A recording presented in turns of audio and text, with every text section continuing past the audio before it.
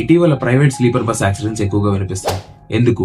Over speeding, rash driving, dangerous overtaking, ఇవన్నీ మనం చూస్తున్న టాప్ లెవెల్ రీజన్స్ మాత్రమే. కానీ అసలు క్వశ్చన్, ఇన్సిడెంట్ జరిగిన తర్వాత కొన్ని బస్సెస్ లో ఫైర్ ఇంత వేగంగా ఎందుకు స్ప్రెడ్ అవుతుంది? మార్చ్ 2026 ప్రకాశం దగ్గర బస్ ఫైర్ లో పలువురు ప్రాణాలు కోల్పోయారు.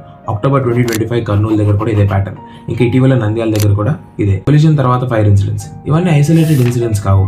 రీసెంట్ ప్యాటర్న్ కూడా ఉంది. నిజం ఏంటంటే అన్ని బస్సెస్ ఒక సేఫ్టీ స్టాండర్డ్స్ తో బిల్డ్ అవడం లేదు. కాస్ట్ కటింగ్ వల్ల ఇంటీరియర్స్, వైరింగ్ క్వాలిటీ కాంప్రమైజ్ అయ్యే కేసెస్ ఉన్నాయి. ఒక స్పార్క్ చాలు ఫైర్ అన్కంట్రోలబుల్ అవుతుంది. ఇంకా ప్రైవేట్ బస్సెస్ లో ఎక్స్ట్రా ఎలక్ట్రికల్ మోడిఫికేషన్స్ కూడా ఉంటాయి.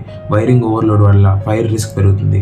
ఇంకా చాలా బస్సెస్ అదర్ స్టేట్ రిజిస్ట్రేషన్స్ తో రన్ అవుతాయి. లైక్ నాగాలాండ్, అరుణాచల్ ప్రదేశ్ రిజిస్ట్రేషన్స్ తో వచ్చి ఇక్కడ రన్ అవుతాయి. ఎందుకంటే అక్కడ స్ట్రిక్ట్ ఇన్స్పెక్షన్ ఉండదు, ఇక్కడికి వచ్చి రన్ చేసుకుంటారు. ఇది లీగల్ లూప్ హోల్, కానీ సేఫ్టీ గ్యాప్ కూడా ఉంది. సిస్టమ్ ఫ్రాగ్మెంటెడ్ గా ఉంది, అకౌంటబిలిటీ క్లియర్ గా లేదు.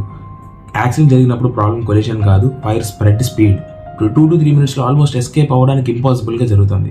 ఆంధ్ర అండ్ తెలంగాణ ప్రభుత్వాలకు mandatory safety audit, electrical checks compulsory చేయాలి. స్టాండర్డ్స్ ఫాలో కాకపోతే రోడ్ మీద ఉండకూడదు. మీరు ట్రావెల్ చేసే ముందు చెక్ చేయండి. అవేర్నెస్ లేకపోతే రిస్క్ మనదే. అప్డేట్ అవ్వండి లేదా అవుట్డేట్ అయిపోతారు. Follow for more.